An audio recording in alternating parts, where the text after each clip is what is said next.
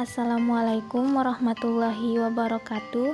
Bertemu lagi dengan saya Bella Amelia Justina Lumbu, kelas A dari program studi ilmu komputer, Fakultas Teknologi Informasi, Universitas 19 November Kolaka, Kampus B, Buton Tengah.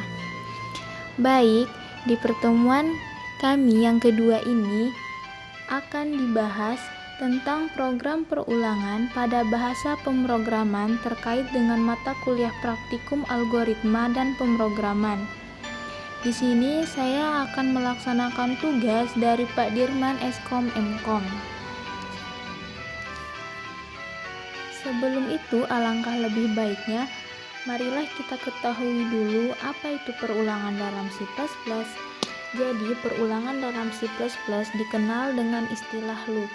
Perulangan merupakan proses pengeksekusian statement atau baris perintah secara langsung selama kondisi yang menjadi syaratnya terpenuhi.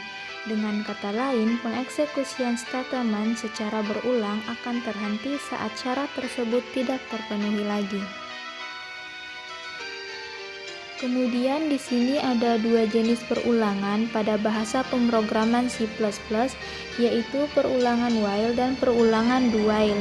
Sebenarnya ada juga perulangan for, namun berdasarkan tugas yang diberikan di sini kita hanya menggunakan dua, yaitu perulangan while dan perulangan do while.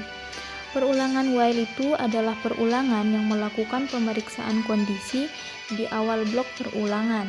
Sedangkan perulangan do while ini berbeda dengan perulangan while yang melakukan pemeriksaan kondisi di awal blok perulangan. Karena pada perulangan do while kondisinya justru ditempatkan pada bagian akhir. Nah, selanjutnya kita masuk pada inti dari tugas video pembelajaran ini, yaitu buatlah contoh program perulangan while dan perulangan do while pada C++. Jadi, teman-teman bisa lihat pertama itu ada contoh program perulangan while.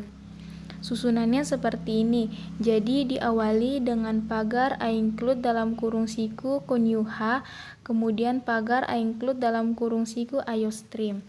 Jadi fungsi include ini adalah sebuah prosesor pengarah yang mengatakan kepada compiler untuk meletakkan kode dari header file iostream_h ke dalam program. Kemudian di situ yang kedua ada using namespace std titik koma. Ini merupakan perintah yang dapat kita gunakan untuk menyajikan perintah atau deklarasi kepada sebuah aplikasi compiler yang menyatakan bahwa kita akan menggunakan seluruh fungsi yang menjadi bagian dari sebuah namespace std yang bersangkutan. Kemudian ketiga di situ ada int main buka kurung tutup kurung. Jadi int main itu merupakan perintah awal untuk memulai penulisan program. Untuk buka kurung dan tutup kurung itu digunakan sebagai tanda untuk mengapit argumen fungsi, yaitu nilai yang akan dilewatkan ke fungsi. Kemudian di situ ada buka kurung kurawal. Jadi buka kurung kurawal itu menyatakan awal eksekusi program. Artinya di sini program akan segera dimuat dan inilah awal mulanya program dimulai. Di situ kemudian dimasukkan int i sama dengan 1 titik koma. Ini sesuai dengan format penulisan variabel pada program C++, di mana yang didahulukan itu adalah jenis tipe datanya, baru kemudian nama variabelnya.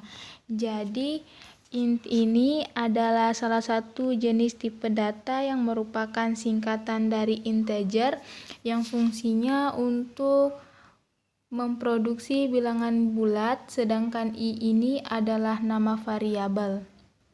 Di situ dituliskan i sama dengan 1, maka nantinya program akan mencetak bahwa awalnya itu mulai dari 1. Kemudian titik koma. Setelah itu ada while. While di sini merupakan kondisi di mana i kurang dari sama dengan 10. Di sini sudah dimasukkan, jadi pada saat nantinya program akan mencetak itu mulai dari 1 sampai dengan 10. Kemudian ada buka kurung kurawal. Ini fungsinya sama, yaitu untuk menyatakan awal eksekusi statement atau pernyataan pada program. Di situ ada cout. Cout itu merupakan singkatan dari karakter out dipakai untuk menampilkan teks di layar monitor teman-teman. Jadi, cout ini merupakan sebuah objek di dalam C++ yang digunakan untuk mengarahkan data ke dalam standar output atau cetak pada layar. Setelah cout, di situ ada kurung siku 2. Itu tandanya diketahui sebagai operator pemasukan atau insertion operator, di mana tanda tersebut menyatakan kepada compiler agar segera menghasilkan output sesuai dengan inputan teman-teman. Kemudian ada tanda petik. Tanda petik ganda ini jika digunakan maka artinya itu karakter yang akan ditampilkan pada layar itu adalah kalimat yang dimasukkan dalam tanda petik ganda. Contohnya seperti kalimat ini, yaitu belajar perulangan while. Maka nantinya program akan mencetak kalimat belajar perulangan while. Setelah itu tanda petik ganda lagi, kemudian tanda kurung siku 2 I-nya itu telah diketahui bahwa tadi akan diurutkan dari 1 sampai 10, maka kalimat belajar perulangan while ini akan dicetak sebanyak 10 kali secara berurutan dari 1 sampai dengan 10. Kemudian kurung siku dan N. N ini untuk mengakhiri pernyataan atau statement. Kemudian setelah itu ada titik koma.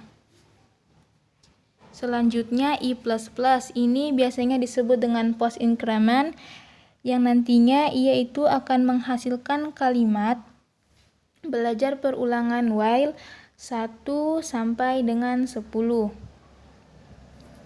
Jadi operator aritmatika ini atau simbol plus-plus ini digunakan untuk menentukan kapan nilai variabel itu akan ditambahkan. Di situ bisa dilihat karena simbol plus-plusnya terdapat di belakang variabel, maka nanti akan ditambah belakangan. Namun perlu diketahui bahwasannya tadi pada kondisi while di situ telah ditentukan batasnya itu dari 1 sampai dengan 10. Maka nantinya program akan mencetak kalimat belajar perulangan while sampai dengan 10. Kemudian titik koma. Setiap pernyataan itu memang harus diakhiri dengan tanda titik koma. Setelah itu ada tutup kurung kurawal, di mana tutup kurung kurawal ini untuk menyatakan akhir dari eksekusi statement atau pernyataan yang dimasukkan dalam kondisi while itu sendiri. Selanjutnya yaitu gauge. Jadi gauge ini digunakan untuk membaca data karakter, sehingga karakter yang dimasukkan itu tidak perlu lagi diakhiri dengan penekanan tombol enter pada keyboard.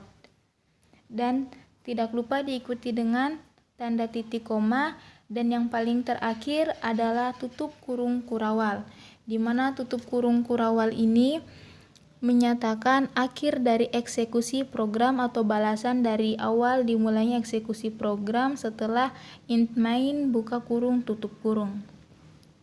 Jadi untuk susunan program perulangan while ini dapat dilihat seperti gambar. Ini merupakan strukturnya, jadi tidak bisa lagi dibulak-balik lagi. Dan hasilnya dapat dilihat seperti gambar di sebelah kanan.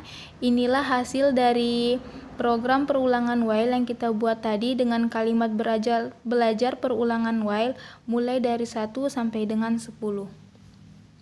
Di situ terlihat dengan jelas hasilnya tercetak dan berurutan.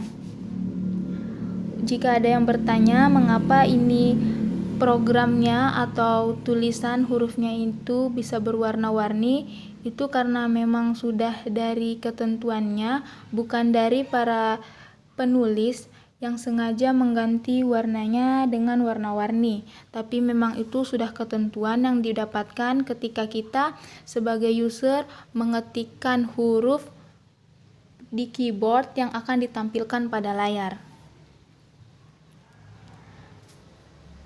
Setelah itu lanjut pada contoh program perulangan do while.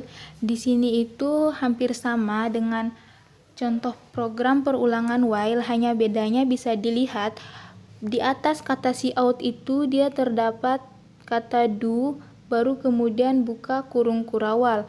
Berbeda dengan program perulangan while tadi, di mana pada bagian atas cout itu yang terlihat langsung adalah while, sedangkan di sini pada program perulangan do while ini terletak pada akhir, sehingga pada perulangan do while ini kondisinya diperiksa pada blok akhir perulangan. Berbeda dengan perulangan while di mana kondisinya diperiksa pada awal blok perulangan.